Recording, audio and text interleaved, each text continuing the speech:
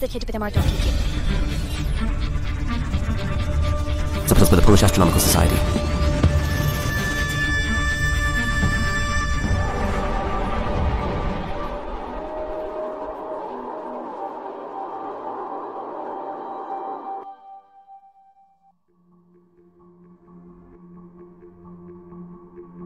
European civilization began with the Roman Empire. Romans built public toilets, public baths, thermal baths, constructed roads, bridges and dams. And then, for some unknown reason, Europe plunged into the Dark Ages. A bit of information on what was happening in Europe during the Middle Ages. Buckets full of waste were dumped out of windows, often onto the heads of passers-by, hence the invention of wide-brimmed hats. The well-known gesture of a man taking off his hat before a woman originally meant literally shaking off poop from the hat. Dirt flowed through the streets, hence the invention of high-heeled and platform shoes. Mini stilts for walking on streets were even invented. Domestic animals, such as horses, cows and pigs, lived in cities and contributed manure to the already dirty cities. Medieval travelers who spoke of Paris said the city's stench spread for several miles.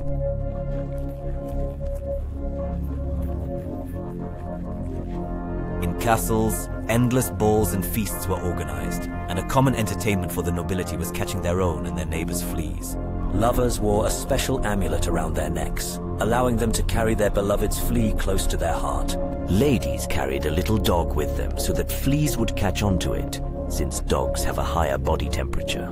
Lice and syphilis, affecting almost everyone at that time, led to baldness, and wigs were invented to hide the lack of hair.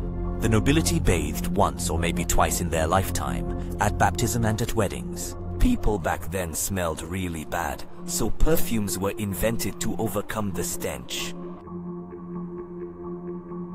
As for medicine back then, almost all diseases were treated by bloodletting.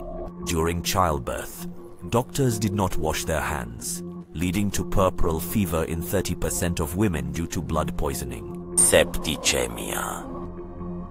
At balls and feasts, guests would go to the toilet around the corner or behind a curtain. After the castle was totally soiled, the nobility moved to another castle, dirtied it, and then took over the next one. By the way, we can ponder this question. Why did they walk behind the curtain and around the corner? Were there no toilets, or was the sewage system not working? If there were no toilets at all, then castles are actually industrial buildings of those times. Probably factories or grain elevators that were misused after the disaster.